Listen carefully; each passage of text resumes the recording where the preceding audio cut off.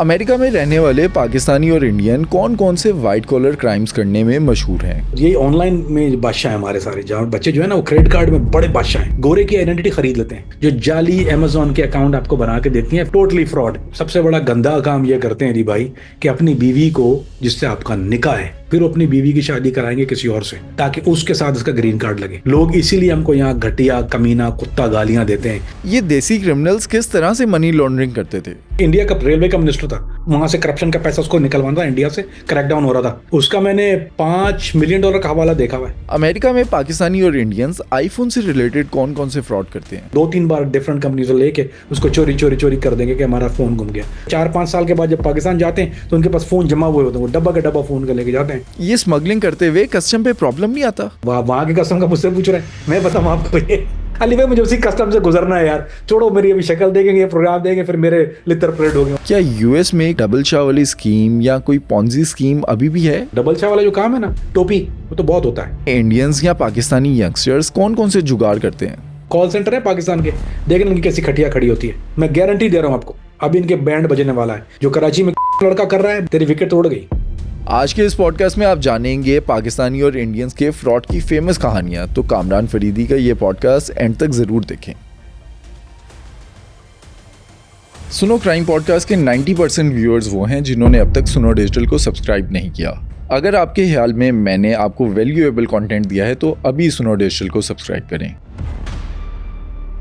कामरान भाई, आपको 25 साल से ज़्यादा हो गए अमेरिका में रहते हुए। अगर बात की जाए जो पाकिस्तानी और इंडियंस अमेरिका में रहते हैं, वो किस किस क्रिमिनल एक्टिविटीज़ में मुलविस होते हैं, कैसे कैसे क्राइम करते हैं? सबसे पहली चीज तो हम लोग यहाँ पे जितना कमाते हैं, जो इवन इलीगल पैसा है, वो लीगल चैनल से जा नहीं सकता, चाहे वो इलीगल गैम्बलिंग का हो या कोई और चीज, what ever fraud you doing, तो वो पैसे को वो पाकिस्तान में हवाला करा देते हैं, इलीगली चला जाता है वो वहां से। उससे ना पाकिस्तान की हुकूमत का कुछ भला होता है, अमेरिका का तो खैर बेड़ा गर्क होता ही है। सो दैट इज द, यानी ये तो ऐसी चीज है जो लोग क्राइम नहीं भी करते, उसको लोग क्राइम समझते ही नहीं है। It's not even, India Pakistan कुछ जहन में भी नहीं है कि ये क्राइम है। बोलते हैं वो जी हमने तो पैसे बचा लिए, चोरी किया। Basically theft. बैंक फ्रॉड हमारे लोग नंबर 1 हैं बैंक फ्रॉड में। क्रेडिट कार्ड का ये करते हैं कि अली भाई यहाँ पे क्रेडिट लिमिट को बढ़ाते हैं, उसको बूटा लगाना कहते हैं अपनी ज़बान में। ये बहुत कॉमन चीज़ है, न्यूयॉर्क में बहुत बड़े पैमाने पे होता है। इवन एक गैंग है वहाँ का, न्यूयॉर्क का, अब तो खैर खत्म हो गया, काफ़ी अरेस्ट हो गए उनमें। उनका नाम था द मदीना बॉयज़। नाम देके कैसा रखा कुत्तों ने, मदीना बॉयज़। जॉर्जिया में गैंग था, वो अपने को टीआईबी कहते थे। टीआईबी मुझे पता नहीं था कौन है, बाद में मुझे लगा ये टीआईबी का मतलब है द इस्लामिक बॉयज़। सारे चोरी खांचे के काम, सबका यही काम था। That's what they do, theft, चोरियां करना। सो हम लोग इलेक्ट्रॉनिक फ्रॉड में तो हम लोग नंबर 1 है, जितना भी। दूसरा ये जो कॉलें आती हैं, एक आपने देखा होगा टेली मार्केटिंग पाकिस्तान में, ये जो कॉल सेंटर्स हैं, ये call centre instead of legal काम करने के, मुझे भी करते हैं कम वक्त कॉलें, तो वो कॉल करते हैं, hello sir, how are you doing, this is from the health department और this calling from the this company. वो क्रेडिट कार्ड आपका नंबर लेते हैं, उसका छाप देते हैं वो उसके बाद। सो ये पाकिस्तान में जो फेवर का जो मामला अल्तवा में चल रहा है, अमेजोन के ऊपर अकाउंट कभी नहीं खुल रहा है, ये सारा मामला हमारे अपना किया हुआ है, हमारे लोगों ने किया ना, फ्रॉड किए अमेजोन के ऊपर। आपको पता है अमेजोन अकाउंट के जो बिकता है पाकिस्तान में, आप अमूमन देखे होंगे ऐड, मेरे पास भी हजारों लोग आते हैं कि यार इतने ऐड आते हैं मुझे कि अमेजोन अकाउंट और एलएलसी, अमेरिकन एलएलसी लीगल थोड़ी है किसी पाकिस्तानी के लिए खोलना, वो तो किसी और के सोल सिक्योरिटी पे खोल के वो कंपनी आपको बेच देती है, वो चोरी के सोल सिक्योरिटी होते हैं, उस पर वो आपको एलएलसी बेच देती है। वो एलएलसी के ऊपर क्या करते हैं अली भाई कि वो अकाउंट खोलते हैं, उसका जो ट्रांसफर पैसा है वो अमेजोन का, उसको drop, Amazon drop shipping allow नहीं करता। सो ये अमेजोन अकाउंट पे कोई प्रोडक्ट लगाते हैं जिसको वो कभी शिप नहीं करते, लोग धड़ धड़ खरीदना शुरू कर देते हैं, वो प्रोडक्ट कभी शिप ही नहीं होती, पैसे इनके अकाउंट में आ जाते हैं, बंद करते हैं, दूसरा खरीद लेते हैं। तो ऐसी हजारों कंपनियां कराची में, लाहौर में, पिंडी में, पिशावर में, जो जाली अमेजोन के अकाउंट आपको बना के देती हैं फेक सोशल सिक्योरिटीज के ऊपर। उनका एक बंदा यहाँ से सिक्योरिटी चोरी करता है, दूसरा बनाता है, तीसरा बेचता है। Totally fraud. LLC totally fraud, you not allowed to do LLC. American LLC आप पाकिस्तान में क्यों चाहिए आपको? Why would I give my information to you? Illegal, जुर्म है ये, इसको तो ये जुर्म कहते भी नहीं है। क्रेडिट कार्ड का क्या चक्कर है अली भाई? बूटा लगाना कहते हैं उसको। ये लोग क्या करते हैं, अपना आप जब यहाँ से अपना किसी को क्रेडिट कार्ड नंबर या अपना सोशल सिक्योरिटी नंबर देते हैं, वो उसी नाम से क्रेडिट आपका बिल्ड करना शुरू कर देता है। वो क्रेडिट बिल्ड करता है, उसके बाद वो उससे शॉपिंग करते हैं, क्रेडिट कार्ड को स्वाइप करते हैं डिफरेंट जगह, पहले वो लिमिट बढ़ाते हैं, फिर बैंक में पैसा डाल के वो $2-3 लाख जो है वो खा जाते हैं, फिर वो जीरो से शुरू करते हैं। I mean they do it over and over and over. बच्चा पैदा होता है ना पाकिस्तानी का, इंडियन का, यहाँ पे पता है क्या करते हैं, उसका सोशल सिक्योरिटी बनाते हैं, वो किसी आदमी को आगे दे देते हैं, जानने वाले कोई, वो जो है वो बूटा लगा के जो है उसी बच्चे का नाम से, जब तक बच्चा जवान होता है ना, उसका ऑलरेडी क्रेडिट बर्बाद हो चुका होता है यहाँ पे। They don't know the consequences क्या होते हैं उसके, दे डोंट नो इट, पर they do it all the time. लोग इसीलिए हमको यहाँ घटिया, कमीना, कुत्ता गालियां देते हैं, बुरा करते हैं। गाड़ियों की डीलरशिप खोलेंगे, उसमें चोरियां करते हैं, फ्लोर प्लान पे गाड़ियां खरीद लेते हैं। डीलरशिप पाकिस्तानियों ने बहुत खोली है यहाँ पे, टैक्स में चोरी करते हैं, गाड़ी जितने की ली है उससे कम में बेचकर नुकसान शो करते हैं गवर्नमेंट से। लंदन में बहुत बड़ा ये चीज हो रहा था कि ये टैक्स कलेक्शन पे पुराने कपड़ों का कंटेनर बेचते थे, उसमें टैक्स चोरी करते थे, जो बिरेक आती थी उसको वापस भेज देते, 2-3 दफा उसमें रिसाइकल करके चोरी। आई मीन, ओ भाईजान, मेरा ख्याल है पूरा दिन लग जाएगा मुझे फ्रॉड पे बात करते करते करते करते।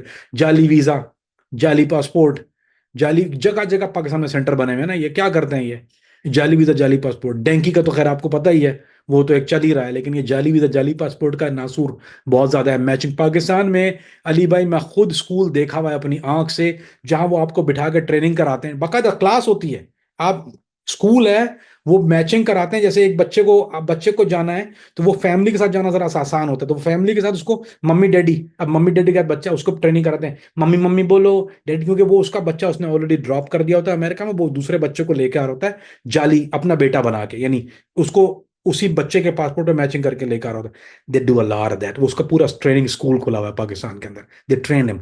उसके बाद उसको दिखाते हैं, ट्रेनिंग कराते हैं, क्योंकि वो अमेरिका में रहा हुआ है, अब ही सपोज टू नो, मतलब कि रहा नहीं है, तो उसको ट्रेनिंग क्या होती है, ये डॉलर निकल क्या होता है, डायम क्या होता है, सारी चीजें बताते हैं। ये अब्बू का नाम क्या है, अब्बू का, इन केस अगर तुम्हारी क्वेश्चनिंग हो जाए, कुछ फंस जाओ, तो you can qualify the immigration को, नाक में धूल जो सको। अली भाई, एक और चीज होती है सबसे बड़ा, ओ मैं भूल ही गया, पेपर मैरिज। आपने सुना होगा पेपर मैरिज, बहुत सुना होगा। पेपर मैरिज क्या होता है, एक तो सबसे बड़ा गंदा काम ये करते हैं अली भाई, कि अपनी बीवी को जिससे आपका निकाह है, उसको ये बगैरत तलाक दे देते हैं, यानी झूठी तलाक। हालांकि इनको ये नहीं पता कि तलाक झूठी हो या सच्ची हो, तलाक तलाक होती है, एक जब आपने दे दी वो बीवी आपके लिए हराम हो गई। ये क्या करते हैं, अब फिर अपनी बीवी की शादी कराएंगे किसी और से, पाकिस्तान से, किसी कजन से, किसी और के साथ, ताकि उसके साथ उसका ग्रीन कार्ड लगे, उसको अपने स्पॉन्सर कर सके, ये वो आ जाएगी। अब ये वो भी लड़की, और लड़की भी गुनाह में रह रही है, ये भी दोनों जना कर रहे हैं, उससे जो बच्चे हो रहे हैं वो भी आराम के हो रहे हैं।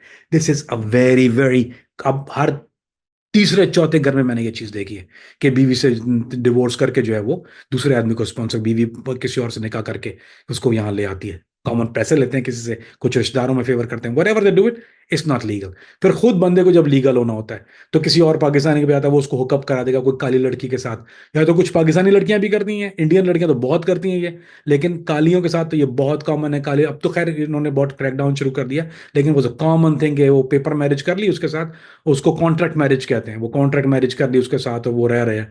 वो यूजली तो जो ड्रग एडिक्ट होती हैं, प्रोस्टिट्यूट्स होती हैं, वो आपको ग्रीन कार्ड दिलवा देती हैं, और फिर जो है वो तू कौन के मैं कौन। सो ये फ्रॉड का तो एक, अली भाई, it's a long list of it. Illegal gambling जो है वो यहाँ पे पाकिस्तानी इंडियन जो है वो बहुत ज्यादा करते हैं। इन्होंने वो एक जो जो स्लॉट मशीन्स होती हैं गैस स्टेशन में रखी होती हैं, और उस पे वो गोरों को या कालों को जुआ कराते हैं, उसमें कैश देना अलाउ नहीं है, वो सिर्फ इसलिए होती है अम्यूजमेंट पर्पस ओनली, उसमें आपको प्राइस जीत सकते हैं ना। इसमें क्या करते हैं, उस पर कैश देना शुरू करते हैं, बाकायदा कसिनो खोले हुए हैं इन लोगों ने, हजारों की तादाद में, हजारों की तादाद में, नहीं लाखों की तादाद में स्टोर्स हैं देसियों के, जहां ये सब गोरों को पता है, ये बेचारे उनका पूरा पूरा, वो पूरा पूरा पेचेक, जिसको हफ्ते का पेचेक मिलता है, वो स्टोर में जाता है, क्योंकि उसमें मशीन तो फिक्स होती है, उसमें 11% पे आउट पे सेट होती है। 90 ओपा, जिसका जो इंचार्ज मेन आदमी वो भी पाकिस्तानी है, सारी कंपनियां पाकिस्तानी इंडियनों की हैं सारी, 100% इंडियन, पाक, कोई और कॉम है ही नहीं इसमें। This all we do everywhere, बहुत कॉमन चीज है। क्रैकडाउन होता है, अरेस्ट हो जाते हैं, पर करप्शन और जैसी चीजें, अली भाई, दिस इज, आई मीन, ये ऐसा सब्जेक्ट है कि आदमी का सोचता है यार, खुदा के बंदे, वो यार कोई चंगा काम कर ले यार, इधर आ गया है, अल्लाह ने दे दिए तौफीक, तो वो बेहतर ना, वही करना है जो बगैर तीन को आती है। अमेरिका में इंडियन या पाकिस्तानियों के वाइट कॉलर क्राइम के हाई प्रोफाइल केसेस कौन से हैं? मैं उसका नाम नहीं लूंगा, दो बड़े कैरेक्टर हैं, एक तो अमेरिकन ड्रीम में जो था सबसे बड़ा, वो इंडियन था, जो जो मेन आदमी था, और उसका जो सेकंड इन कमांड था वो पाकिस्तानी था। तो मैं नाम तो नहीं लूंगा, फिर वो लीगल मसले होंगे, पाकिस्तान के ले दूंगा भी नहीं ले सकता। तो वो जो था वो नंबर वन, उसने जो पूरा ये मनी लॉन्ड्रिंग, पता नहीं कितने बिलियन डॉलर उसने, तो बिलियन बिलियन समथिंग डॉलर की मनी लॉन्ड्रिंग, ये सारी चीजें हैं। तो वो ऑपरेशन अमेरिकन ड्रीम जो था, that's one of the cases जिसमें जो जो पहला था, but it happen every few months, आप देखते हैं। ये देसी क्रिमिनल्स किस तरह से मनी लॉन्ड्रिंग करते थे? अली भाई, मनी लॉन्ड्रिंग के दो पहलू होते हैं। There two ways to it. एक तो जैसे आप गए, आपके पास इलीगल प्रोसीड्स हैं, आपने चाहे वो गैम्बलिंग से ली हुई हैं या किसी भी काले काम से, टैक्स चोरी करके भी, दैट्स इलीगल मनी। आप उसको लीगली जो है वो अपने अकाउंट में या अपने पास नहीं रख सकते अगर आपके पास कैश है या कोई ऐसी चीज है। सो हाउ टू, ये लॉन्ड्रिंग क्या होती है? लॉन्ड्रिंग का मतलब धो के निकालना। Take your black money turn into white money. जैसे मेरे पास कैश आया इलीगल गैम्बलिंग का, या मैंने चोरी का सामान बेचा, मेरे पास कैश आ गया, ठीक है, मैंने बेचा, उसने मुझे हैंड कैश कर दिया। अब मैं कैश को क्या करूंगा? खा तो सकते नहीं है कैश को, वो पाकिस्तान भी नहीं आ सकता, यानी कैश तो नहीं जाएगा ना, फिजिकली तो मैं नहीं ले जा सकता। तो या तो हमारे लोग उसको कर देते हैं हवाला, हवाले वाले को कैश दे देंगे। बहुत से हवाले वाले कैश नहीं लेते हैं, वो चेक मांगते हैं। उनको उनको चाहिए होता है, हवाला होता है लेकिन वो चेक वाला हवाला होता है कि आप उसको ट्रांसफर कर रहे हैं। सेमाई लीगल कहते हैं उसको। तो वो क्या करते हैं अली भाई, फिर वो जाते हैं लॉन्ड्रिंग वाले के पास, जो धोबी का धोबी गार्ड जो होता है। वो क्या करता है कि वो इनवॉइस बनाता है, आपसे कैश ले लेता है, वो इनवॉइस बना के आपको दे देगा उस चीज की। फिर वो छोटे छोटे अकाउंटों में उस पैसे को रन करते हैं, छोटे छोटे लीगल अकाउंटों में। फिर आपसे वो किसी चीज की बाइंग या सेलिंग की इनवॉइस बनवा देता है, और वो इनवॉइस पे फिर वो आपको पैसा किसी चाइनीज, हांगकांग से आता है वो नॉर्मली, दुबई से, हांगकांग से बहुत ज्यादा होता है। ये नंबर वन जो काम है हांगकांग से होता है। पहले ये साउथ यहाँ से हो रहा था, बहामास और ये जो जो जितने हमारा जो इलाके हैं इधर के, जो जो आइलैंड जिसको कहते हैं, तो आइलैंड से बहुत हो रहा था, पनामा से भी हो रहा था। अब मेनली जो ये हांगकांग से होता है कि ये जो है वो आपको जो जो आपसे पैसे ले लेता है, वो उसके बाद हांगकांग के किसी अकाउंट से आपके अकाउंट में ट्रांसफर करता है, दे शो इट, वायर ट्रांसफर करता है वो आपको, और वो उसको इनवॉइस के साथ करता है कि आपकी फला फला चीज की पेमेंट आ रही है, देर वायरिंग। सो वो आपका वाइट जो ब्लैक मनी है वो वाइट होके लॉन्ग घूम के आपके अकाउंट में आती है, then you can utilise it.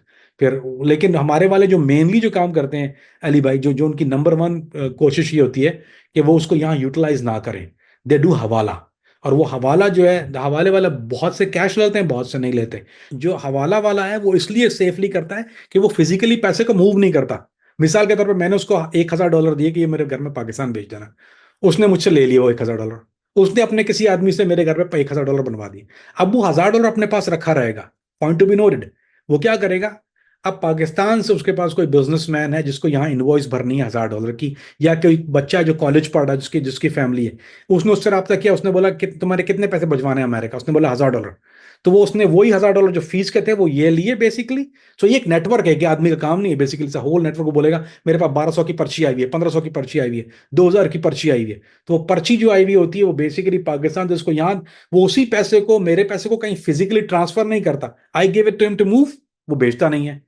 जो पाकिस्तान से उसको यहाँ भेजने वो वहां से लेता नहीं है। वही पैसे को वो वही टोपी घूमती रहती है, फॉरन बैक फॉरन बैक। वो किसी को पता नहीं होता, इसलिए वो पकड़ में नहीं आते, इसलिए वो फिजिकली पैसा मूव नहीं होता कहीं भी, ना किसी अकाउंट में जाता है फिजिकली, वो गोस थ्रू टोपी टू टोपी जाती है वो। उसमें भी परसेंटेज है, वो 2% चार्ज करते हैं हवाले में। अगर आप लॉन्डर करते हैं तो वो कम से, कुछ कंपनियां जो कम में करती हैं, लेकिन ज्यादातर इंडियन जो सस्ता करते हैं। अगर आप किसी यहूदी के पास जाएंगे जो लॉन्डर करता है, वो 12% चार्ज करते हैं आपको। जो आपका जो लाख के 12 कहते हैं ना, वो लाख के 12 हो गए। वो लाख के 12 ये है कहावत उसकी, कि लाख के 12 ऐसा होता है कि 12%, 1 लाख का 12% आपको चार्ज कर लेते हैं वो, और 12% के बाद जो बचता है वो आपका, रिमेनिंग ऑफ द 88%, वो आपको आपके अकाउंट में आ जाएगा। तो कुछ लोग 3-4% पे भी करते हैं, लेकिन पे ट्रस्ट नहीं, पैसे खा के भाग जाते हैं बाद में वो लोग। ये जो अमेरिका में हवाले का काम होता है, क्या इंडिया और पाकिस्तान में भी यही नेटवर्क है? ये नेटवर्क है दुबई, ये दुबई से चलता है, मलेशिया, दुबई, ये एक पूरा नेटवर्क है। यानी ये एक एक आदमी फर्द वाहिद का काम नहीं है, ये पूरा एक ऑर्गेनाइज है। इनका एक अपना नेटवर्क है, इनका अपना व्हाट्सएप चैनल होता है। उस पे आती चमक आ गई, इतने की इतने का पेमेंट आ गई, इतने का ये हो गया, ये सारी जो उस पे, इवन वो ड्रग का पैसा भी है। जैसे मिसाल के तौर पर मैंने कोलंबिया में ड्रग बेची है, 5 किलो मैंने कोकेन जो कोलंबिया से ली, मिसाल के तौर पर, तो मुझे कोलंबिया में पेमेंट करनी है। तो हवाले वाले से पेमेंट आएगी ना, वहां पे पैसे और कैसे आएंगे कोलंबिया मेरे पास? या 22, 25, 30 हजार, 40, what ever the amount is, तो वो आएगी कोलंबिया मेरे पास हवाले वाले को। अब मैंने वो ड्रग ले ली, मैंने ड्रग स्मगल कर दी एम्स्टरडेम के अंदर। अब एम्स्टरडेम में जब मैंने वो ड्रग बेच दी, तो वो ड्रग वाला मुझे पैसा देगा। अब मेरे पास आ गया रोकड़े पैसे, जाहिर बात है मुझसे कोई क्रेडिट कार्ड तो नहीं लूंगा।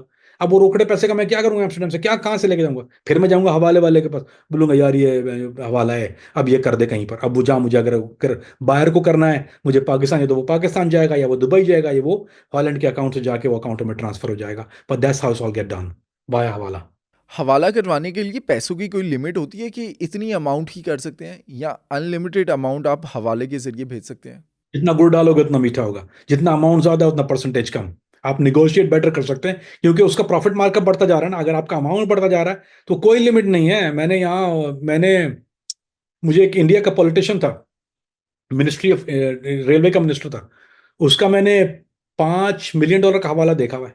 वहां से करप्शन का पैसा उसको निकलवाना था, इंडिया से क्रैकडाउन हो रहा था, तो वो इंडिया से रेलवे मिनिस्टर ने $5 मिलियन का हवाला था, $5 मिलियन का। और अमूमन जो ड्रग्स के होते हैं वो मिलियन, 2 मिलियन, $3 मिलियन होता है अमूमन, छोटे वालों का। अफ्रीका, साउथ अफ्रीका से 5, 7, 10, 12 मिलियन भी देखा है मैंने। केनिया से होता है 20, 22 मिलियन, 25 मिलियन का भी देखा है मैंने। सो ये तो बहुत नॉर्मल चीज है। जो छोटे लोग नॉर्मल नॉर्मल जो ये गैम्बलिंग वाले, ये छोटे छोटे कमी कमीन करते हैं जो कुत्ते पिल्ले, दे डू इट $20,000, $25,000, पर कोई लिमिट नहीं है। You can go as high, जब higher the amount lower the cost, तो आपको कम देना पड़ेगा कमीशन। इसके बाद अगर हम दूसरे हाई प्रोफाइल केसेस की बात करें जिसने अमेरिका की नाक में दम कर रखा था। हमारे जो लोग हैं उनके सबसे बड़े जो बिजनेस होते हैं वो यहाँ पे गैस स्टेशन, नंबर वन जो काम हमारे लोग करते हैं वो गैस स्टेशन का करते हैं, पेट्रोल स्टेशन आपको उसको कहते हैं, यहाँ पे गैस स्टेशन कहते हैं। तो सबसे जो बड़ा हाई प्रोफाइल जो जो जिसने सबसे ज्यादा, जिसका मैंने आपको बताया, वो टैक्स स्टैम्प का केस जो था, अमेरिकन टैक्स स्टैम्प केस, उसमें टैक्स स्टैम्प केस में ये हुआ था 99.9% इंडियन पाकिस्तानी थे जिनके स्टोर पे वो बगैर टैक्स पेड सिगरेट्स को वो ATF अंडर कवर बेच रहे थे, क्योंकि वो चोरी के खरीदते थे। उनके पास आते कि तुम्हें $30 का कार्टन जो है वो 20 में मिल जाएगा। सो वो सिगरेट को खरीद के फिर वो ATF से ही खरीद रहे थे, and they were selling it back on retail पे, जाली स्टैंप लगा रहे थे। दैट वेंट ऑन, पता नहीं कितना $1 बिलियन का केस था, that was a billions of dollar case जिसको उन्होंने क्रैक डाउन किया। हेरोइन के तो होते रहते हैं, हेरोइन तरियाक, हेरोइन का और तरियाक, तरियाक ओपियम होती है, वो ईरानी ज्यादा इस्तेमाल करते हैं या अफगानी ज्यादा इस्तेमाल करते हैं। तरियाक के केसेस बहुत होते हैं यहाँ पे, और हेरोइन के तो खैर होते ही हैं, वो तो हमारी पैदावार है, तो हमारी आती है वो यहाँ पे। इस टाइम पे पूरी दुनिया के अंदर जो लेटेस्ट ट्रेंड चल रहा है वो क्रिप्टो करेंसी है। क्या क्रिप्टो करेंसी के अंदर भी इंडियन और पाकिस्तानी अमेरिका में रहते हुए फ्रॉड करते हैं कोई? पाकिस्तानी और इंडियन नॉन फॉर उसको बोलते हैं रैग पुल, रैग पुल करना, यानी वो पहले क्रिप्टो लगाते हैं, पौधा बूटा लगाते हैं उसका, देन दे मल्टीप्लाइड। अभी दुबई में उसका क्रैकडाउन हो रहा है, दुबई ने सबको निकाल दिया है, पकड़ना शुरू किया है। पहले दुबई सेफ हेवन था रैग पुल के लिए, क्योंकि अमेरिका में तो बम्बू चढ़ा देते हैं यहाँ तो आपको बुरी तरह, they go after you with everything they got. So ये दुबई से बहुत खो रहा था, दुबई से rug pull Pakistani Indian number one काम कर रहे थे। वो क्रिप्टो का अकाउंट शुरू करते, क्रिप्टो की कंपनी शुरू करते थे, सेलिब्रिटीज को लेके आते थे, इंडोर्समेंट होती थी, उसके बाद जब आपका गया, रैग पुल कर दिया इन्होंने, दे गो डिसअपीयर, एवरीथिंग वैनिश। सो ये इसकी वजह से अली भाई, वो जो आपको पता है, अभी मुझे छोटे भाई, मेरे बहुत अच्छा दोस्त है, मेरा छोटा भाई है, मुझे इसका कॉल आया, उसको दुबई जाना था एक शादी में, वीजा नहीं लगा उसका। और पूरी दुनिया घूमता है अब, साउथ यानी सब जगह जाता है बेचारा। सऊदी अरब में उसका बहुत बड़ा काम है, रहता भी सऊदी के अंदर है, और पाकिस्तान गया अकामा रिन्यू करने के, उसको दुबई का वीजा नहीं दे रहे। Guy got money, serious money. मैंने बोला, मुझे कॉल कर रहा है, भैया मुझे दुबई का वीजा नहीं लग रहा। मैंने कहा क्या बात कर रहा है, पागल हो गया क्या, सबको मिलता है। मैंने कॉल किया अपने जानने वाले को, मैंने कहा दुबई का वीजा, बोलता भाई नहीं लग रहा। बोला क्या? बोला वो गदागर इतने भीख मंगे पहुंचे में, उनको क्लीन अप करेंगे, अब दुबई का सिंगल आदमी का वीजा नहीं लग रहा है पाकिस्तान से। सो ऐड समथिंग हियर। अली भाई, मेरा एक केस था, मैं उसका भी नाम नहीं लूंगा, अभी नहीं लूंगा, क्योंकि पाकिस्तान भी आना है मुझे। वो एक हमारे पॉलिटिशियन थे, वो जहाँ चंदे के लिए आए हुए थे, वो पैसे मांगने के लिए, आप सोच खुद ही समझ जाए, अक्लमंद को चारा काफी। उनकी बीवी इन्वेस्टिगेट हो रही थी, लंदन में कैसीनो के अंदर जुआ खेल रही थी। उस औरत ने, क्योंकि कैसीनो ने रिपोर्ट किया कि वो कैश पे कैश निकाल के दे रही है, उस औरत ने, हमारे पॉलिटिशियन की बीवी, बहुत बड़े आदमी की बीवी, उसने $1 लाख हार गई थी वो 4 घंटे के अंदर। तो कैसीनो ने पुलिस को बताया कि ये औरत कैश से हारी है। वो हमारे पॉलिटिशियन थे, हैपन टू फाइंड आउट कि वो इमदाद के लिए आए हुए थे। और एक यहाँ अमेरिका में थे हमारे साहब, बहुत मशहूर, उनकी छोटी सी दाढ़ी भी है, और वो भी आए हुए थे यही इमदाद के चक्कर में। और वो उनको लेमोजीन पिक करने आ रही है, फिर वो क्लब में लड़कियां डांस कर रही हैं, उस क्लब के ऊपर वो पैसा उड़ा रहा है, उनकी वीडियो लीक हो गई थी। तो वो मैं I saw it with my own eyes उनको। अमेरिका में पाकिस्तानी और इंडियंस आईफोन से रिलेटेड कौन कौन से फ्रॉड करते हैं? जी अली भाई, उसके तो आईफोन और एंड्रॉयड दोनों के साथ होता है। यहाँ पर अली भाई असल में क्या है कि जो फोन कंपनीज हैं वो बेचती नहीं है directly phone, you don't have to buy it. बेचती नहीं, बेचते क्या, खरीद लो, खरीदने की जरूरत नहीं पड़ती यहाँ पर। यहाँ होता ही है कि जैसे अगर आप AT&T या T-Mobile, वेराइजन, जो बड़ी बड़ी कंपनियां हैं, वो आपको फोन देती हैं बेस्ड ऑन योर अकाउंट। जैसे आपने अकाउंट खोला AT&T के साथ, वो 12 महीने का कॉन्ट्रैक्ट करेंगे, 24 मंथ्स का कॉन्ट्रैक्ट आपसे करेंगी, और वो आपको देती हैं फोन। वो बेसिकली नेटवर्क लॉक होता है, उसी नेटवर्क के साथ होता है, और आपका लीज पे है, वो बेसिकली ऐसा लीज फोन। सो वो क्या करते हैं कि उसको पेमेंट जो है वो कट कर देते हैं। आई मीन 1-2 महीने इस्तेमाल करने के बाद वो उसको पेमेंट नहीं करेंगे। अब आपका कॉन्ट्रैक्ट रिमेनिंग बैलेंस बाकी है, वो फोन हो जाता है ब्लैक लिस्ट। वो ब्लैक लिस्ट हो गया वो फोन आपने, उसके बाद वो जाके उसको पाकिस्तान जो है वो बेच देते हैं। सो अब नाउ इज ऑर्गेनाइज। अब वो क्या करते हैं कि दे टीच, जैसे घर का आदमी है, वो ये यहाँ पर फेसबुक मार्केट प्लेस है, जो बहुत बड़ी मार्केट है, यहाँ पे चीज़ें सामान बिकता है, या क्रेग लिस्ट था इससे पहले, ऐसे जगहों पर वो इश्तहार आप देखे होंगे बहुत सारे आते हैं कि पीपल यहाँ पे इश्तहार देते हैं कि we want to buy your network loan. जैसे अगर गोरे या काले ने भी टी मोबाइल का फोन लिया और उसने वो उसको नेटवर्क चेंज करना, उसने नेटवर्क चेंज कर लिया, वो फोन उसने बेचा नहीं, अब वो इश्तहार देगा अरे यार ये तो खरीद रहा है। अब वो पहले जो था शरीफ आदमी शायद वो फोन वापस करता टी मोबाइल को। अब उसने बोला यार मैं बेच सकता हूँ, मैं क्यों दूं। या फिर इंश्योरेंस फ्रॉड भी होता है, क्योंकि अब फोन आपका इंश्योर्ड होता है। वो थेफ्ट पे भी अगर आपका चोरी हो गया फोन, तो यहाँ पे थेफ्ट कवर्ड होती है। एप्पल भी कवर करता है, एंड्रॉइड भी कवर करता है, इवन जो फोन कंपनीज है वो भी कवर करती हैं आपकी थेफ्ट को। वो आपको $20 या $18 महीने का चार्ज करती हैं, वो आपका फोन इंश्योर्ड होता है। तो ये क्या करते हैं, उसको क्लेम कर देंगे चोरी का, 2-3 बार डिफरेंट कंपनी से लेके उसको चोरी चोरी चोरी कर देंगे कि हमारा फोन गुम गया। आपको नया फोन आ गया, वो फोन आपने या तो बेच दिया या वो अपने ही जानने वाले को देते हैं कि वो ले जाना पाकिस्तान। तो ये पूरा पूरा जब 4-5 साल के बाद जब पाकिस्तान जाते हैं तो उनके पास फोन जमा हुए होते हैं, वो डब्बा के डब्बा फोन का लेके जाते हैं। And they make a lot of money out of उसको, जेबी फोन आपके यहाँ जो कहते हैं। So it's a good business, I don't blame him, I mean it's a good money. So मैं लेके आ रहा हूँ कुछ बाय द वे जब आऊंगा तो। ये स्मगलिंग करते हुए कस्टम पे प्रॉब्लम नहीं आता? अली भाई कौन सा, यहाँ थोड़ी कस्टम होता है, यहाँ पे तो डरास की नथिंग। यहाँ कौन पूछता है आपको, वहां तो वहां के कस्टम का मुझसे पूछ रहे हैं, मैं बताऊँ आपको ये मैं आपको क्यों अली, अली भाई मुझे उसी कस्टम से गुजरना है यार। छोड़ो, मेरी अभी शक्ल देखेंगे, ये प्रोग्राम देंगे, फिर मेरे लितर परेड हो गए, आने दो ना यार, मुझे भी सामान लेके आना है। मैं भी अपना सामान अच्छा वाला ला रहा हूँ, मेरे पास पारे स्पाई गैजेट्स है, वो मेरे सर उधेड़ देंगे वरना। और जो फोन मैं भी जेबी लेके आ रहा हूँ, मैं कौन सा, मैं मेरे 50 फोन चाहिए होते हैं यार। तो मैं थोड़ी सारे लीगल खरीदूंगा जाके, मैं इन्हीं से कुत्तों बिल्लों से खरीदने, फिर वो लेके आऊँ कस्टमर वाले अच्छा तू भी बकबक कर रहा था ना, मतलब था लो कटो जी फोन। नहीं मैं नहीं कट रहे पाजी, ये बहुत हमारे वाले तो बड़े शरीफ लोग हैं यार, पूरी पूरी ईमानदारी से काम करते हैं। हमारी पाकिस्तान कस्टम जिंदाबाद, ये चोर नहीं है, मैंने नहीं कहा। वहाँ पर रहने वाले इंडियंस या पाकिस्तानी यंगस्टर्स कैसे स्मार्ट होते हैं? हैकिंग में उनका ज़्यादा दिमाग चलता है या फिर कौन कौन से जुगाड़ करते हैं? अली भाई हमारे वाले जो सबसे ये ऑनलाइन में बादशाह है हमारे सारे, जहाँ बच्चे जो है ना वो क्रेडिट कार्ड में बड़े बादशाह हैं, वो हैकिंग में, ऑनलाइन क्रिप्टो में, आई मीन हर फॉरेक्स में करते हैं। फॉरेक्स में फ्रॉड बहुत लंबा होता है, जाली अकाउंट खोल के किसी आइडेंटिटी थेफ्ट कहते हैं उसको, गोरे की आइडेंटिटी खरीद लेते हैं, यानी गोरे या तो चोरी कर लेते हैं गैस स्टेशन पे, या आइडेंटिटी थेफ्ट, उसकी सोशल सिक्योरिटी कार्ड और आईडी ले लेते हैं, उसके नाम से जो है वो ट्रांजैक्शन शुरू कर देते हैं अकाउंट खोल के। और उस पर जो पैसे, ये हमारे बच्चे बेताशा कॉलेज वाले टकाटक करते हैं काम, they make lot of money. और बहुत से लोगों ने अली भाई ये भी किया, सुनना, गाड़ी सोशल सिक्योरिटी नंबर किसी का, उससे जाके इन्होंने गाड़ी निकलवा, अब क्योंकि यहाँ पे एटीएम सर्विस जैसे जैसे जैसे वेंडिंग मशीन होती है ना, गाड़ियों की वेंडिंग मशीन होती है यहाँ पे। तो आपने क्या किया कि आपने कंपनी से गाड़ी ऑर्डर की, आपने ऑर्डर कर दिया, ऑनलाइन हो जाती है, वो डिलीवर हो जाती है गाड़ी। आपने सिर्फ सोशल सिक्योरिटी और एड्रेस और वो आपने का बंदा मार दिया, वो और चीज कंफर्मेशन आपने अब शुरू कर दिया उन्होंने, पहले नहीं करते थे, अब थोड़ी बहुत कर रहे हैं, स्टिल वर्किंग, उसका भी एक लूप खोल मैं बताऊंगा नहीं। तो वो क्या करते हैं कि उससे गाड़ी ऑर्डर कर लेते हैं, वो गाड़ी के पेपर बना के, अली भाई गाड़ी आपने खरीदी, मर्सिडीज खरीद ली या होंडा खरीद ली, जो भी खरीदा, अब वो उसको शिप करा देते हैं पाकिस्तान, वहां बिक जाती है वो गाड़ी, यहाँ से खरीद के। वो दूसरे के, अब उस बेचारे को जब पता चलता है, जब उसकी क्रेडिट रिपोर्ट वो कभी चेक कर रहा होता है, बोलता है मैं तो कभी गाड़ी खरीदी नहीं, मेरे नाम पे कहाँ गाड़ी निकल गई।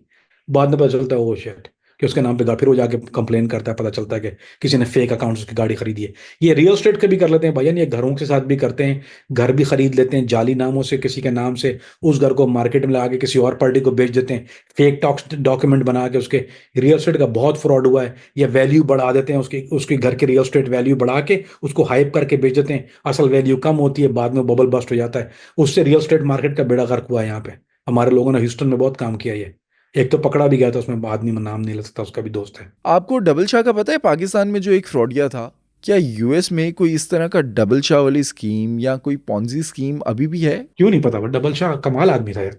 उसको इंग्लिश में पैरामिड कहते हैं, वो उसने इजाद नहीं किया था, ही लर्न इट, उसने बाहर से ये इटालियन से सीखा था। इसको पैरामिड बोलते हैं भाई, वो डबल शाह वाला जो काम है ना, टोपी, दैट्स कॉल्ड पैरामिड स्कीम। वो तो बहुत होता है, वो यहाँ भी होता है अली भाई। वो आपको देते हैं अनबिलीवेबल रिटर्न ऑन इन्वेस्टमेंट। जैसे अगर आप बैंक में पैसा रखते हैं तो आपको इंटरेस्ट जो देती है वो 1.5%, 2%, 3% ऐसा होता है, 1-2 टका, एक कितना ही देंगे इंटरेस्ट, उससे ज़्यादा नहीं मिलता। सो आपके पास अगर कैश मौजूद है, रोकड़े पैसे मौजूद है आपके पास, तो वो या मनी टू इन्वेस्ट, तो वो आपको बोलते हैं कि हम आपका पैसा हमारे पास पार्क कर दीजिए, हम इसको ऐसा ऐसा रेट देंगे, जैसे 40% रिटर्न दे देंगे, 30% रिटर्न दे देंगे। बोला, यार 30% रिटर्न मेरे पैसे के ऊपर, मुझे कुछ करने की जरूरत ही नहीं है। उसने वो चाचा से भी ले लिया, मामू से भी ले लिया, ताया से भी ले लिया, सबका पैसा लेके बोला मेरे पास तो लालटेन लग गई है। वो आदमी क्या करता है कि वो बेसिकली जो इन्वेस्टमेंट वाला होता है, वो इसकी टोपी उसके सर रखता है। जैसे क्या करता है, वो टोटली फ्रॉड नहीं होते वो, यानी बिगनिंग में फ्रॉड होता है, पॉन्जी स्कीम यहीं से होती है ना, they call it pyramid. Pyramid इसलिए कि पैरामिड की बेस यहां से होती है, वो जाके जाके नैरो शुरू होता है, उसको उसको पैरामिड स्कीम बोलते हैं। वो आपसे पैसा ले लिया उसने, सब मार्केट से पैसा पकड़ना शुरू कर दिया। अब वो क्या करेगा, आज आपसे पैसे लिए इस महीने के, दूसरे पार्टी से पैसा लिया, आपको पेमेंट कर दी, फिर उधर से पैसा लिया, इसको पेमेंट कर दी। अब मार्केट में वर्ड स्प्रेड होना शुरू हो गया, उसका नाम होना शुरू, यू रियली गेटिंग मनी। आपको दो चार पेमेंट जब आप उसकी आ गई 40% प्रॉफिट के ऊपर, तो आप बोलोगे यार ये तो ट्रू है। फिर आप अपने माँ में जाओ, आपको यार bring me the money, bring me the money, मैं लेके आऊं, मेरे मेरे मुझे दो, मुझे मुझे माँ का जेवर भी बेचेंगे, घर भी बेच देंगे, सब कुछ बेच के they start investing with that stupid. वो बाद में जो टोपियां, जब वो एंड में जब पैरामिड आता है, तो वो अकेला आदमी खड़ा होता है। So he take everything from the base, फिर वो चार, फिर वो एक एक करके अकाउंट करना, ड्रॉप करना शुरू करता है, आखिर में सब हाथ मल के खड़े रह जाते हैं, and nobody have nothing and he wins. वो डबल चार जिंदाबाद। But this been going on here for a while. वो लेकिन उसमें अली भाई, वो हमारी असल में, अली भाई वो तो लालच है ना यार, वो तो लालची आदमी है ना। तो अगर आप लालची हो तो you should get screwed.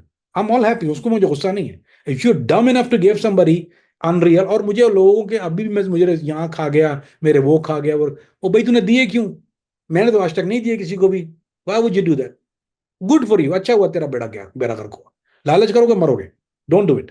US के अंदर जो इंडियन और पाकिस्तानी वाइट कॉलर क्राइम करते हैं, क्या यूएस की जो अथॉरिटीज़ हैं उनके लिए इनको क्रैक डाउन करना आसान होता है, इनको समझना आसान होता है? अली भाई आसान तो नहीं होता, लेकिन इसमें अच्छी बात ये होती है कि कंप्लेन होती है ना। अब एक चीज चल रही है, तो अगर एक चीज मोशन में है, इन्वेस्टमेंट में, तो जब पहले आदमी का पैसा डूबता है, वो कंप्लेन करता है, वो करेगा कंप्लेन। दूसरा आदमी कंप्लेन कर, जब ये कंप्लेन्स जाती हैं, तो then they open up a book on a guy. जब उस पर बुक खुल जाती है, सो मसला ये होता है कि वो यूजली जब वो शुरू हो रहा होता है ना, उस पर कंप्लेन नहीं होती इनकी। So they came with lot of money. लेकिन अमेरिका में करना बहुत मुश्किल इसलिए है कि eventually they will get you. वो आपको इवेंचुअली एंड लॉन्ग रन में वो आपको पकड़ लेगा। डजंट मैटर आप रैग पुल कर रहे हैं, डजंट मैटर आप क्रिप्टो कर रहे हैं, डजंट मैटर आप हवाला कर रहे हैं, क्योंकि कहीं ना कहीं या तो कोई आपकी मुखबिरी करेगा, इधर आपकी कोई मुखबिरी करेगा, या फिर आपने जिसको चूना लगाया वो कंप्लेन करेगा। जब वो कंप्लेन करेगा ना, आपकी पर्ची हो गई open, eventually will come and get you. So it is not that difficult after that. जब उनके पास प्रूफ, क्योंकि ये तो सारा ट्रांजैक्शन प्रूव होता है ना, कि आपने बताया कि मैंने इतना दिया, मैंने इतना दिया, ये ऑल पेपर ट्रेल इसकी होती है। जब पेपर ट्रेल होती है अली भाई, तो उसको पकड़ना बहुत आसान होता है।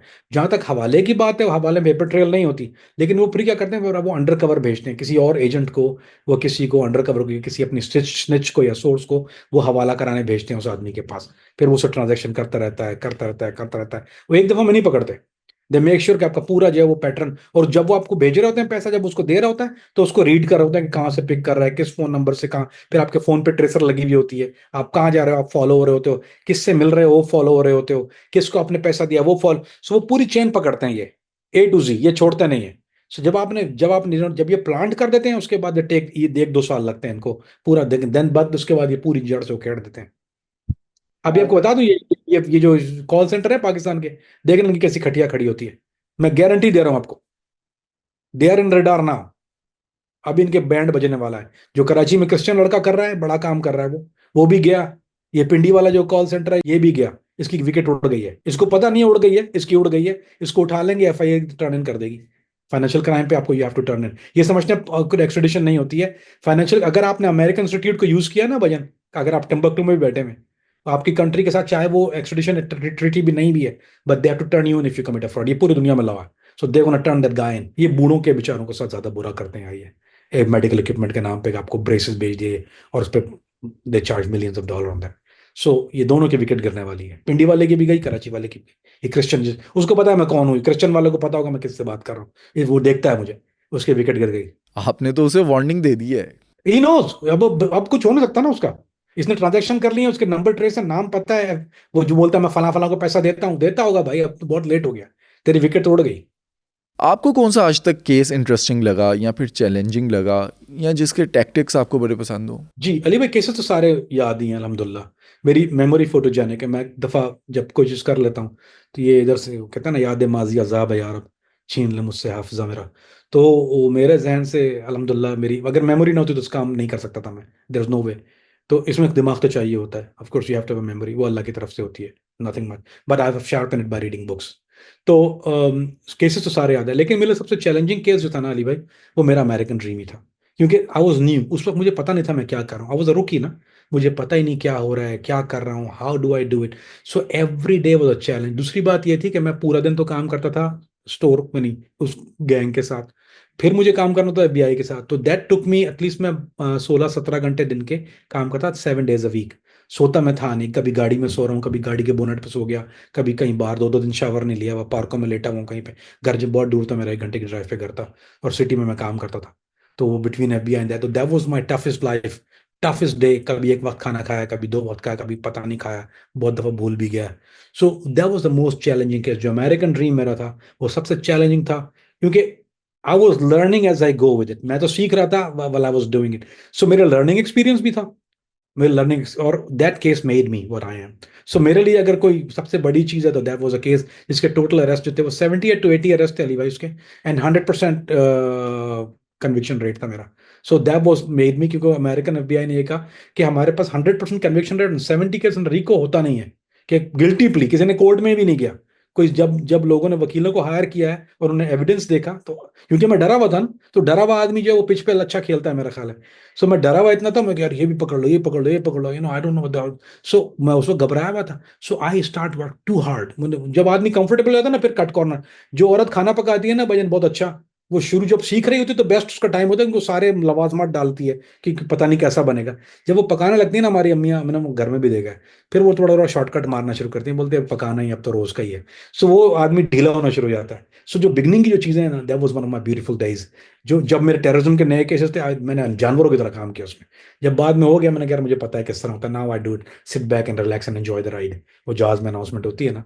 सो अमेरिकन ड्रीम मैं कहता हूँ कि मेरा one of the most amazing case, जिंदगी वो 2.5 साल जो थे, that was the most amazing days, although I work hard, although I didn't sleep in a night.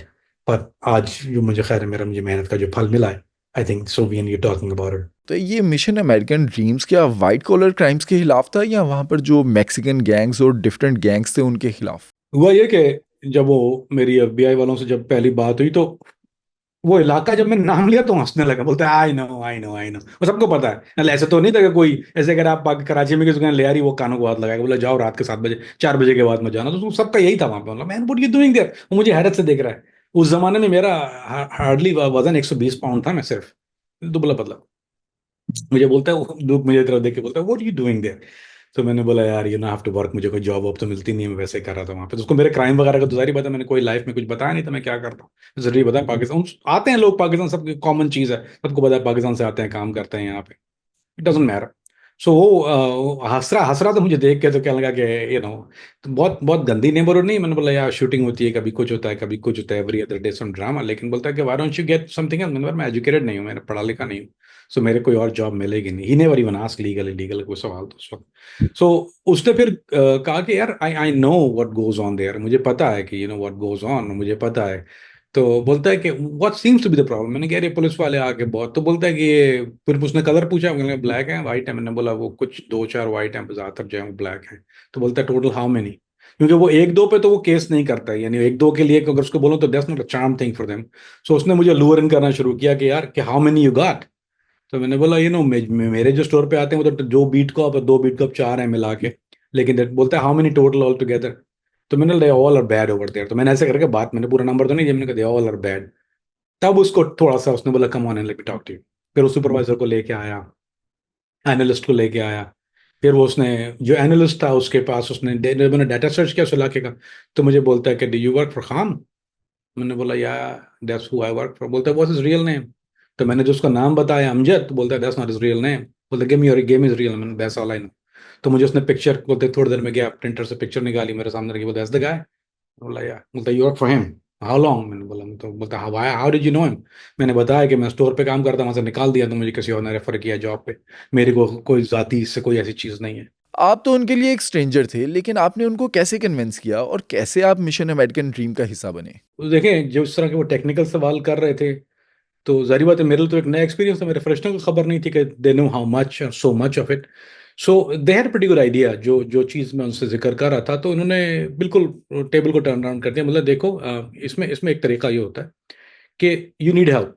मैंने बोला जी आई डू। तो बोला कि देखो यू स्क्रैच माई बैक, या अमेरिका में एक बहुत मशहूर कहावत है कि you scratch my back I scratch your. जब तुम मेरी कमर खुजाओगे तो मैं तुम्हारी खुजाऊंगा। तो तुम्हें हेल्प चाहिए, will help you. We know who you are, we know what you do, पता है ना, I mean you know idea तो है उनको कि क्या होता है उन इलाकों में, बच्चे तो नहीं है। तो लेकिन उन्होंने ये जरूर साथ में कह दिया था कि ठीक है हेल्प अस आउट, हम तुम्हारी हेल्प कर देते हैं। तो फिर मैंने बोला ठीक है। तो उस वक्त तो मेरे पास मैंने ये, टू बी ऑनेस्ट, मैंने ज़्यादा सोचा नहीं इस बारे में उस वक्त, यानी इतना ज़्यादा सोचा नहीं what I am getting, I didn't know what I was getting into. मुझे क्या पता मैं किस किस तरफ रास कि हाउ कैन आप या मैं किस तरह इमेजिन कर सकते हैं कि क्या शुरू होने वाला है। दैट्स इट, मैंने बोला ठीक है लेट्स डू इट। मुझे तो अपना ये है कि मुझे इन वक्तों से जान छुड़ानी है पुलिस वालों से, मेरा काम शुरू हो जाएगा, मेरी इनकम दोबारा बेहतर हो जाएगी, टू हेल विद, आगे जो होता है देखा जाएगा। इतनी अकल तो नहीं थी कि ये जो पैथ है मुझे किस तरफ ले जाएगा, how would I ever known. So I had no clue. So जब उन्होंने कहा मैंने बोला ठीक है, I will definitely do that, no problem at all. So उन्होंने फिर इस तरह सिटिंग करना शुरू की मेरे साथ। तो उसमें एक पहले जो चीज़ होती है वो होता है बायोग्राफिक इन्फॉर्मेशन लेते हैं, वो आपकी biographic information, who what when where. तो वो पहली दफ़ा मैंने उनको बताया कि नो मैं पाकिस्तान से आया था, लेकिन I didn't tell them about anything about, मैंने कराची का कुछ उनको एक रत्ती भर जिक्र नहीं किया। तो जब स्वीडन का जिक्र होना आया तो फिर उसने मुझसे सवाल किया कि तुमने स्वीडन में क्या स्टेटस है तुम्हारा। मैंने बोला मैंने असैलम लिया हुआ था स्वीडन में। तो माइक ने बोला कि पॉलिटिकल असैलम था। मैंने बोला हाँ। बोला किस पार्टी से। मैंने बताया कि मैंने पीपल्स पार्टी से असैलम लिया हुआ था, पीपल्स पार्टी का केस था मेरा असैलम का। बोलता ओके ओके ओके या तो उनको पता है असैलम लोग करते हैं, दो ही पार्टी होती है, एमकेएम होता है या पीपल्स पार्टी का असैलम केस होता है। तो उसके लिए वो नो बिग डील उस पे, you know he didn't even बात ऑन इट। सब क्या तो अल्ताफ हुसैन के सिक्योरिटी गार्ड है, ये सारे बेनजीर भुट्टो के सिक्योरिटी, सारा कोई वही होता है यहाँ पे, और या स्वीडन में भी वही था। सो बेसिकली लाइक उसको पता है झूठ बोल रहा है कोई सच्चा, तो 99% झूठे हैं तो 1% कहाँ से सच्चा आएगा। So he kind of ignored it, blow me out of the war.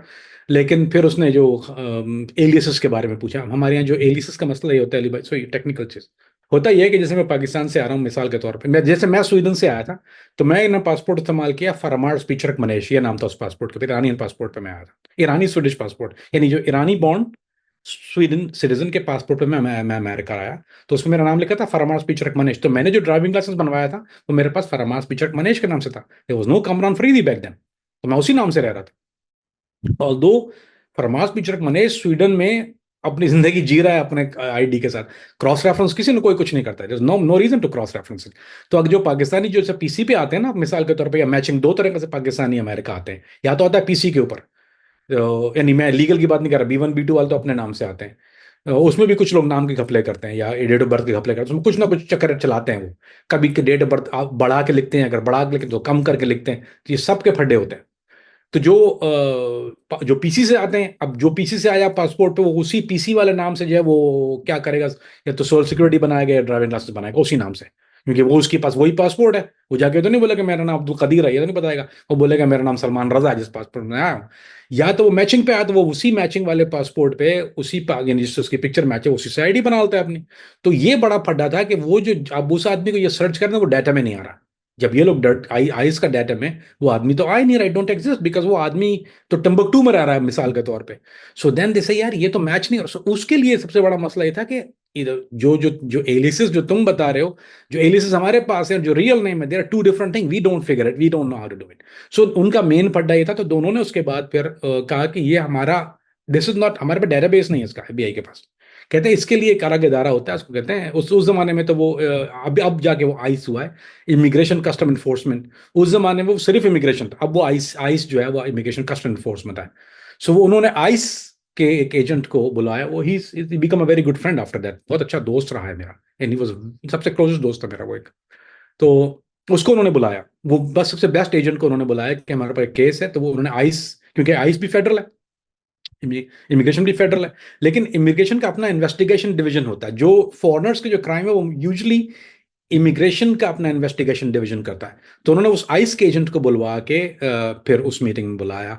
Then उन्होंने कहा कि आइस एजेंट आया, उसको थोड़ा ज्यादा पता था इस बारे में, जारी बात स्मॉल, तो he start getting more technical question.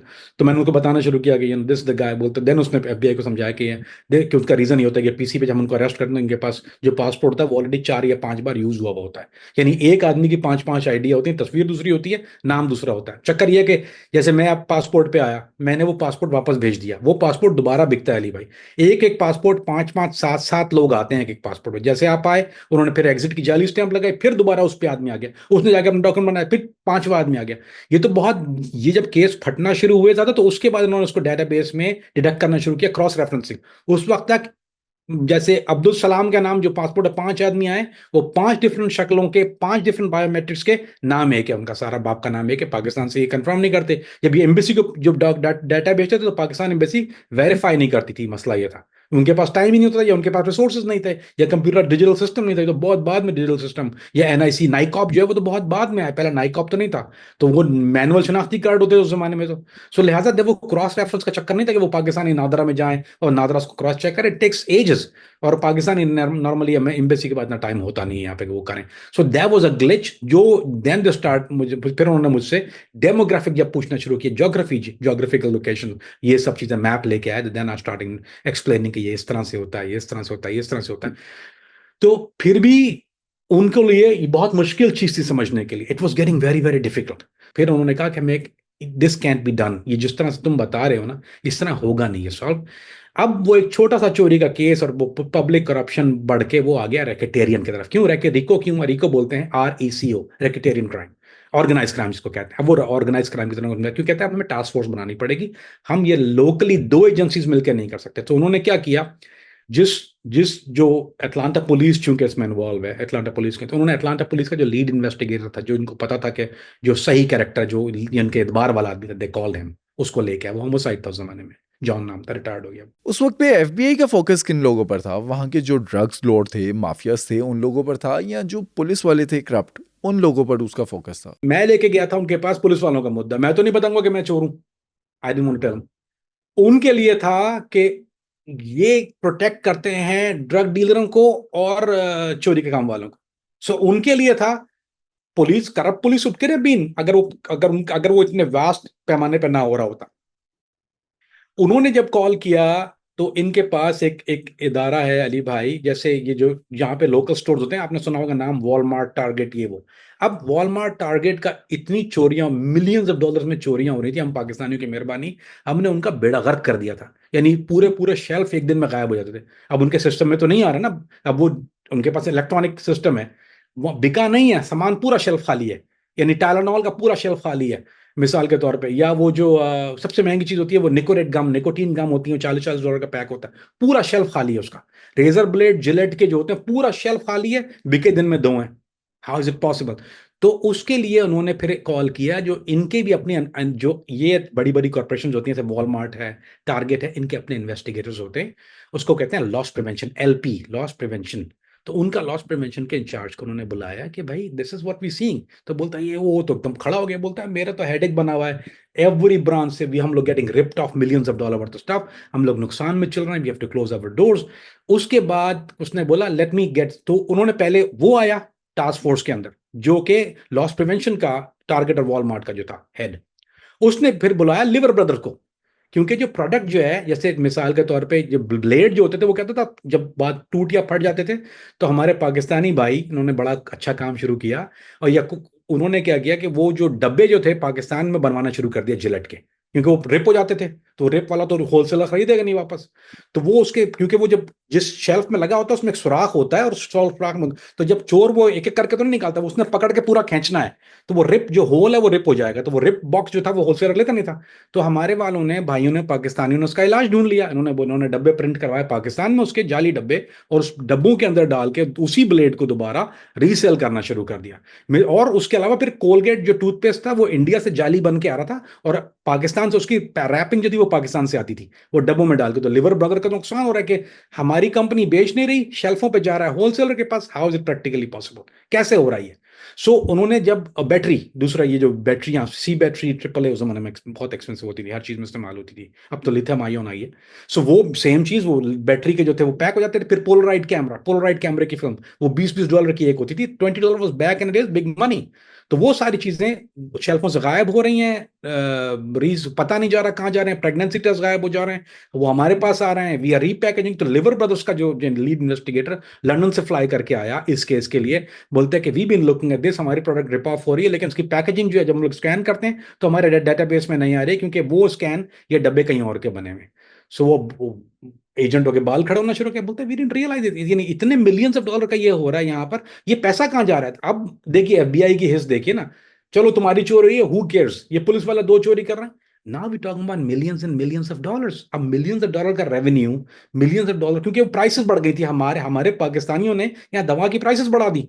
क्यों? जितना रिप ऑफ होगा, जितनी चोरी होगी, उतना ज्यादा प्राइस बढ़ना शुरू हो जाएंगी, क्योंकि वो कंपनी लॉस तो नहीं लेगी, देखो ना, रेज द प्राइस। उनको पता है कि मेरी 40% चोरी हो रही है, 40% कवर थेफ्ट कहां से करेंगे? वो टैक्स पेयर्स, वो टैक्स पेयर पैसा देगा, जो जो कंज्यूमर है। कंज्यूमर की प्राइस ऊपर जाना शुरू हो गई। अभी ने बोले तो मिलियंस एंड मिलियन डॉलर, तो ये कहां जा रहे हैं? Money getting disappeared. सो अब उन्होंने कहा लेट्स कॉल आईआरएस। आईआरएस को बुला। आईआरएस आ गई, इंटरनल रेवेन्यू सर्विस। उनसे पूछा कि भाई ये do you know about this character? ये लोग बोलते हैं ये तो नॉर्मल टैक्स पेयर्स हैं हमारे, जिन जिन सब्जेक्ट जो जो काम कर रहे हैं, उनके उनके रेवेन्यू लाइफस्टाइल अगर आप देखें, उनका लाइफस्टाइल मिलियन डॉलर का है। वो गाड़ी चला रहे हैं मर्सिडीज, घर रखा है उन्होंने 3 स्टोरी आलीशान, उनके चोरी का पैसा है। और लेकिन वो जो टैक्स भर रहा है वो अपन स्टोर की इनकम, जाहिर बात है चोरी के पैसे के टैक्स तो दिखाएगा ही नहीं वो। उसका लाइफस्टाइल मिलियन डॉलर का है, वो टैक्स भर रहा है नॉर्मल आदमी की तरह। तो उन्होंने आईरस ने बोला what the hell is this going on, यहाँ से मिलियन डॉलर रिप ऑफ हो रहा है, यहाँ से पैसा जा कहाँ रहा है ये? सो अब हो गया इंटरेस्ट, फॉरगेट चोरी, forget the blade, forget the corporation, to hell with it all. भाड़ में गया पुलिस वाले, मिलियंस ऑफ डॉलर लॉन्ड्रिंग हो रही है बाबा। अब तो लॉन्ड्रिंग शुरू हो गई।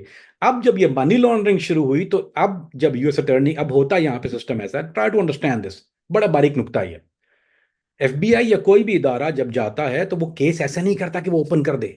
ये सारा केस जाता है, यूएस गवर्नमेंट जो है वो लेके जाती है एएसयूएसए के पास, असिस्टेंट यूएस अटॉर्नी, क्योंकि प्रोसिक्यूट करना है ना। प्रोसिक्यूट एफबीआई थोड़ी करती है, प्रोसिक्यूट अदालतें करती हैं, अदालत में यूएस अटॉर्नी होता है। तो एएसयूएसए जो है वो अप्रूव करता है कि हाँ देयर इज अ केस और देयर इज नो केस। अगर there is no case, investigation बंद, दफा हो जाओ, कुछ नहीं है, चाहे कुछ भी कर रहा हो कोई। लेकिन एएसयू से जब उसको रिव्यू करना शुरू किया, उसने बोला यार ये तो, क्योंकि वो रीड करते हैं, दे टेक द टाइम, ये 3 महीने तक स्टडी करेंगे उसको। सो दे विल फिगर आउट, बोलते हैं ये case, this is not corruption, क्योंकि एफबीआई इसको इनिशियली पब्लिक करप्शन केस कर रही थी। फिर उसके उसमें बाद मैं लेके आया तो इंटरस्टेट ट्रैफिकिंग हो गई, वो भी क्राइम है। इंटरस्टेट ट्रैफिकिंग, चोरी का सामान है एक स्टेट से लेके दूसरे स्टेट में जा रहा है, उसके कहीं और जा रहा है, तो इंटरस्टेट ट्रैफिकिंग होती है। तो इंटरस्टेट भी जो है वो भी फेडरल क्राइम है। जो है वो चोरी का सामान जिस पैमाने पे आप ले रहे हैं, वो मिलियन डॉलर का रेवेन्यू गवर्नमेंट को 10 लाख, वो भी फेडरल क्राइम है। उसमें गन्स और ड्रग्स इन्वॉल्व हैं, क्योंकि गन प्रोटेक्शन के लिए और ड्रग्स जो है वो आ रही हैं, डीईए इन्वॉल्व होना शुरू हो गई। इतने पैमाने पे फेडरल क्राइम है, इतने से इतने ऊपर पे जाता है। सो उन्होंने कहा, यूएस अटॉर्नी बोला ये पब्लिक करप्शन केस भी नहीं है, तुम लोग गलत हो, ना ये इमिग्रेशन फ्रॉड है, ना ये थेफ्ट है, ये कुछ भी नहीं है। This is called RICO, RECO, it is a racketeering crime, organize crime. ये वही चीज है जो अल कैपोन पे लगी थी, या जो इटालियन माफिया के पे जाओ, जो इटालियन माफिया इन्वेस्टिगेट होती है वो होती है रैकेटेरियन। सो ये पहली दफा पाकिस्तानी, इंडियन, चाइनीज, क्योंकि चाइनीज बायर्स थे, जूश यहूदी बाहर थे इसके। सो उन्होंने इसको पहली दफा ये तारीख में अमेरिका की पहला पाकिस्तानियों के खिलाफ और इंडियनों के खिलाफ रैकेटेरियन केस खोला, वरना ये इटालियंस के खिलाफ होता था खाली। तो उन्होंने कहा ये तो रिको केस है, दिस इज रिको, रैकेटेरियन, ये माफिया है। क्योंकि एक माफिया, रैकेटेरियन का मतलब होता है कि अम्ब्रेला, एक अम्ब्रेला के अंदर अगर आप छोटे छोटे क्राइम कर रहे हैं, 5-6, तो दिस इज ऑर्गेनाइज ना, कि आप ड्रग्स दे रहे हैं, चोरी का माल ले रहे हैं, पैसे आ रहे हैं, पैसे डिसअपियर हो रहे हैं, गन्स इन्वॉल्व हैं, दिस इन्वॉल्व, तो this is too many crimes under one umbrella, organize crime, और उसकी सजाएं बहुत हार्श होती हैं।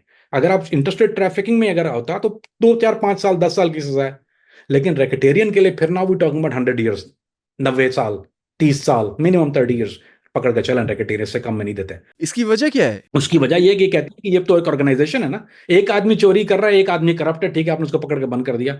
लेकिन एक आदमी ने एक ऑर्गेनाइजेशन बना ली, अब नाउ आपने हुकूमत के खिलाफ, अमरीकी हुकूमत के खिलाफ ऐलान जंग कर दिया।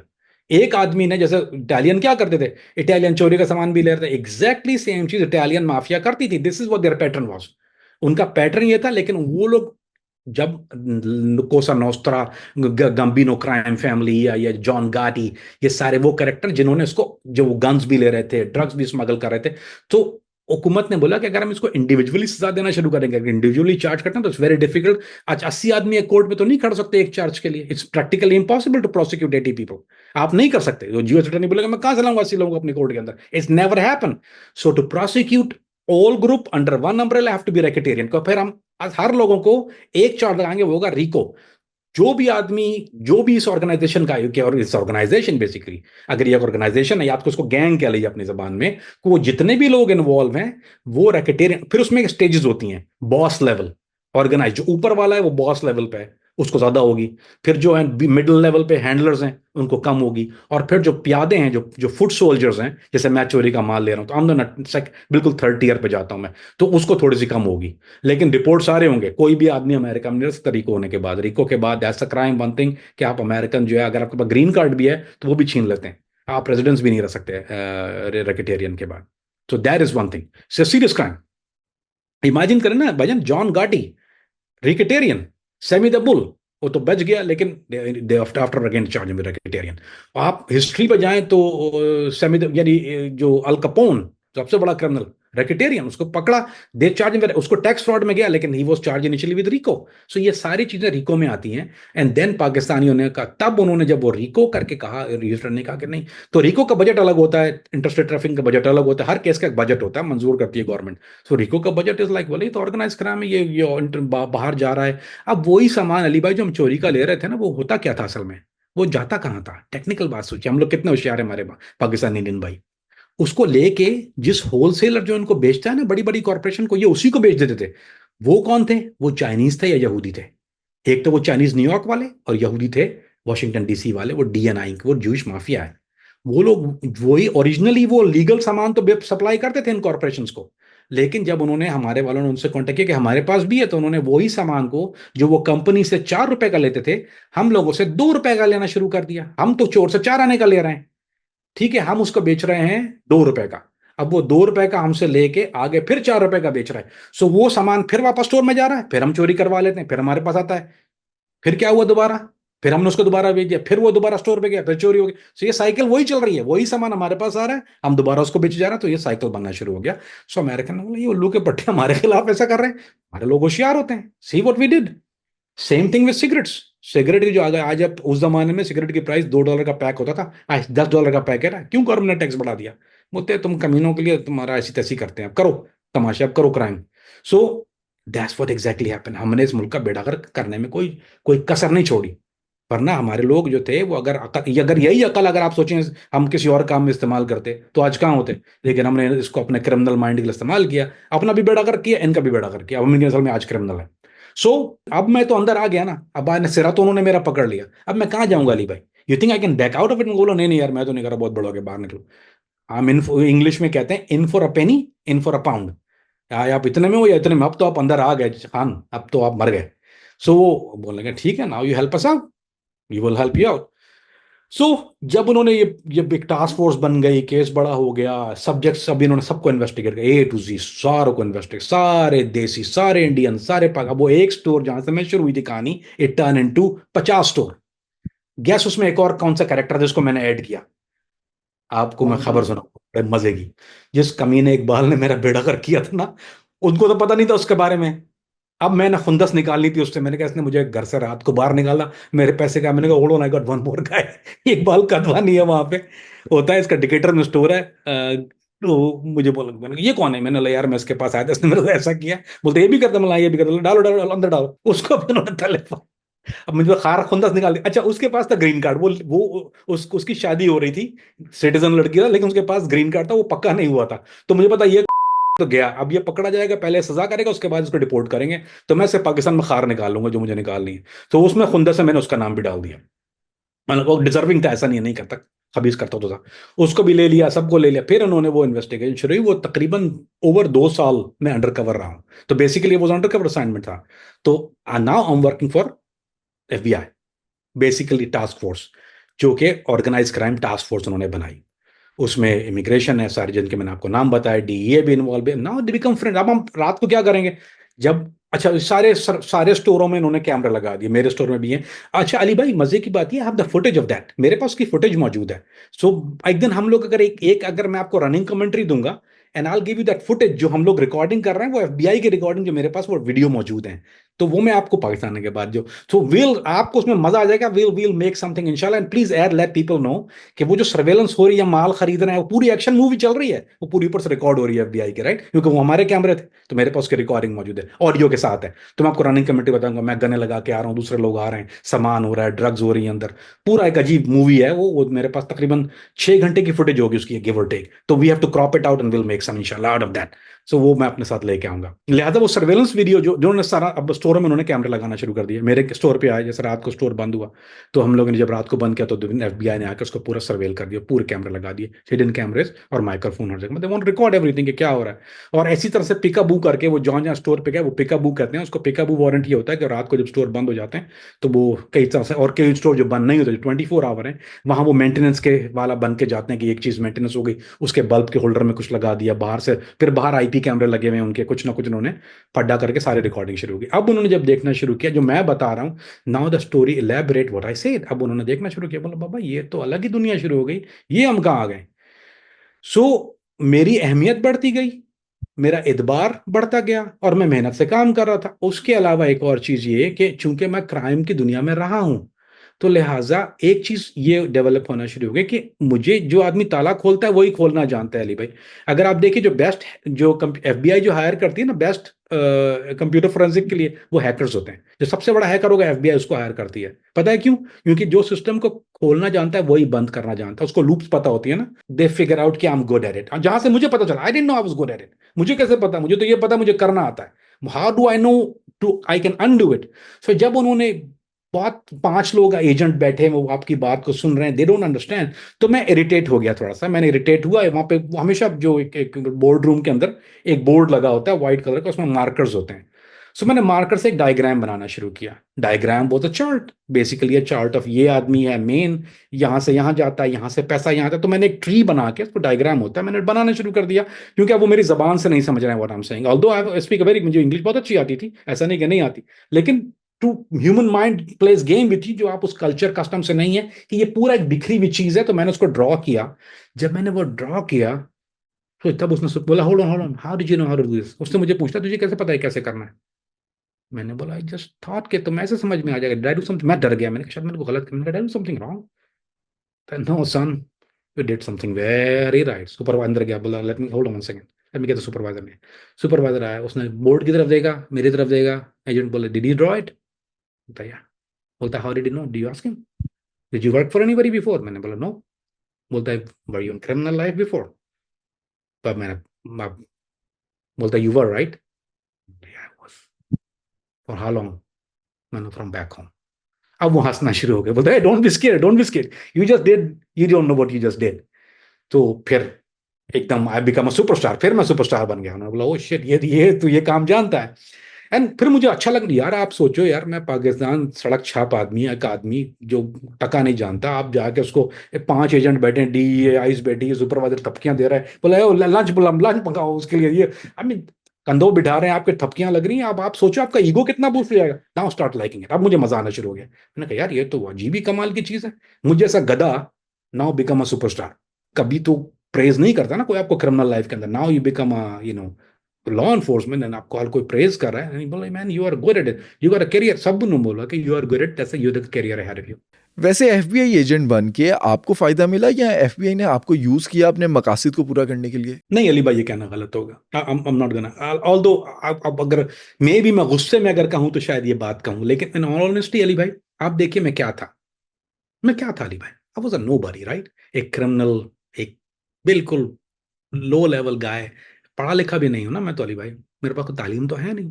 मैं यहाँ आया $700 लेके, जब अमेरिका आया तो मेरी जेब में सिर्फ $700 थे। जब मैंने FBI का कैरियर स्टार्ट किया तो उस वक्त मेरे पास FBI ने मुझे BMW M3 दी हुई थी, मेरी जो राइड थी वो MBA। उसके अलावा 3 और गाड़ियां मेरे पास ऑन द स्पॉट रहती थी। न्यू शेवी सबर्बन $1,00,000, पूरी पूरी बनी हुई। हर लिंकन टाउन कार, जिसकी लेमोजीन बनती है ना, लिंकन टाउन कार, वो मेरी पर्सनल कार थी। मेरा घर उस जमाने में कॉस्ट 1.3 मिलियन, आज आज आज $5 मिलियन का घर है वो मेरा। सो अगर आप एक $700 वाले को, अगर आपके मैंने इस्तेमाल किया तो हमने एक दूसरे को इस्तेमाल किया, मैंने उनको इस्तेमाल किया, मुझे ग्रीन कार्ड मिल गया, मुझे सिटीजनशिप मिल गई। मेरी मेरी मैं सिटीजनशिप ड्यू नहीं थी, इन्होंने मुझे ऐसे ऑनर, मेरी सिटीजनशिप अली भाई पता है कैसे मिली है? लोगों को यहाँ 15-15 20-20 साल हो जाते हैं, सिटीजनशिप कुत्ता ख्वार होते हैं, ग्रीन कार्ड आपने देखा तो है अली भाई हालात क्या होते हैं। मैं एक इलीगल आदमी का, उन्होंने बोला यार इसके पास सिटीजनशिप नहीं है। जब ये मेरा केस कंप्लीट हो गया था और मुझे दूसरे स्क्वाड में जाना था, उन्होंने बोला you have to be a citizen, तुम्हारे सिटीजनशिप है? मैंने बोला नहीं। बोला मेक यू सिटीजन। वो ऑफिस में ले गए मुझे, बोला प्लेज एलिजेंस करो। आई वेस और बोला, मैंने क्या हुआ? बोला यू बिकम अ सिटीजन है, यू को पेपर दे दिया हाथ में, पासपोर्ट बन गया। फिर जब मेरी फैमिली का आने का हुआ अली भाई, मेरी फैमिली से कितना कितना लोग टोटल आए थे यहाँ पे। मेरे सिर्फ घर वाले नहीं थे, मेरे चाचा चाची उसके बच्चे भी आए थे। मैंने सबके नाम डाल दिए, मैंने सबको, वो सबको उन्होंने बगैर पासपोर्ट बगैर वीजों के फ्लाई कराया पाकिस्तान से यार। और वो यहाँ आके they become citizen. I citizen कौन फ्लाई हो गया था? तो अगर आप देखें सिर्फ प्रोज एंड कॉन्स जो मेरी जिंदगी के व्हाट आई बिकम, आज जो मैं आपके सामने बैठा हूं, तो मैं कैसे कह सकता हूं कि अगर एक $700 आने वाले मुझे इस्तेमाल किया, ऑफ कोर्स। क्या मैंने काम किया? Of course. क्या मैंने इनके लिए बहुत काम किया? बेशक मेहनत की, रातों को सोया नहीं। लेकिन अली भाई लुक एट द लाइफ। कितने लोग पाकिस्तान में ये ख्वाब देखते हैं कि दे कुड लिव दिस। मैंने 70 मुल्कों में ट्रैवल किया अली भाई, 70 कंट्रीज। मेरी वेकेशन हर 2 महीने के बाद, मेरा मेरा जो सिर्फ एफबीआई जो मेडिकल जो थी ना मेरा, यानी मेरा मेडिकल, वो अमेरिका में नहीं, मेरा पूरी दुनिया में मेडिकल फ्री है। मैं थाईलैंड भी जाके मेडिकल, मेरा थाईलैंड का सबसे बेस्ट हॉस्पिटल मेडिकल करवाता था, मैं यहाँ कराता नहीं था, नहीं यार मुझे मजा नहीं आ रहा। मैंने कभी जहाज का पिछला हिस्सा नहीं देखा है, तो मैं प्राइवेट फ्लाई करता था या बिजनेस फर्स्ट क्लास, मैंने कभी जहाज पीछे से देखा भी नहीं है what it look like. No idea. मैं होटल में जो रहता था ना, जिस होटल में, वो तो 5 स्टार तो अगर होता है, मैं सिर्फ प्रेसिडेंशियल स्वीट में रहता था। मेरे पास, मैंने कभी छोट नॉर्मल कमरे में रहा ही नहीं। मेरे जो 3 बेडरूम और लिविंग डाइनिंग वाले, जो सबसे महंगा रूम होता था वो मेरा बुक होता था, वो भी एक एक साल बुक रहता था। दुबई में मेरा एक एक साल रूम बुक रहता था। दुबई जैसे मुल्क में, कॉनरेड में मेरा टॉप फ्लोर एक एक साल बुक रहता था। उसके अलावा 4 और मुल्कों में रहता था जहां जाता था। और हर जगह गाड़ियां, हर जगह best of the best car. So Ali भाई मैं कैसे कह सकता हूँ मैं इस्तेमाल हूँ? Look at me, who am I? अगर आज मैं इस एफबीआई के साथ मेरा नाम मुंह से लिखना होता, तो क्या आप मुझसे बात कर रहे होते? What would I be? So in all honesty, अगर एफबीआई ने मुझसे कुछ लिया है, तो FBI gave me lot of things in return. और गुड और बैड ये लोगों का जजमेंट है या जहन है। लेकिन अगर आप ये कहें कि पाकिस्तान में अगर किसी पे आदमी को पूछें कि तुम अपनी जिंदगी के कुछ साल दे के you want to be Kamran Faridi, what do you think their answer would be? Just imagine अगर उस दिन आप एफबीआई के ऑफिस ना जाते और आपकी राइवल गैंग का कोई एफबीआई के पास चला जाता, आप किधर होते आज? जेल में या मर गया होता, या तो मुझे मेरे सेंटेंसिंग लंबी हो जाती, मुझे लंबा सेंटेंस, जैसे मेरे काम थे, मुझे 30 साल तो लगनी थी। I was involve in drugs, drugs में इन्वॉल्व था मैं। करता नहीं था, बेचता था। तो जो अगर आप किसी को दिलवा भी रहे हैं, तो वो भी आप ट्रेड में इन्वॉल्व है। रिको में अगर मैं अंदर जाता, मुझे 30 साल सजा मिल जाती। 30 साल के बाद, यानी मतलब ये कि 30 साल, तो अभी मैं कुछ अर्सा पहले पाकिस्तान जाके मर गया होता, गुमनामी की मौत, फकीर की तरह। जहां तक बात है गलत करना सही करना, अमेरिका का पिट्ठू, फलाना का एजेंट, फलाना का एजेंट, तो आज अगर आप पाकिस्तान में ऐलान कराएं किसी मस्जिद के ऊपर कि अमेरिका एजेंट भर्ती कर रही है, या अखबार में इश्तार दें, सिर्फ देख मुझे तो जो खबर, जो मेरे पास जितने लड़के, मेरे पास जितने मैसेजेस आते हैं ना आज, अगर मैं सिर्फ वो लिखना शुरू कर दूं ना, तो एक पूरी किताब बन जाएगी। कहना बहुत आसान है अरे भाई, और पॉइंटिंग फिंगर्स दूसरे आदमी के ऊपर बहुत आसान है, लेकिन अब मुझे पता है ना क्या होता है। I know, been there done that.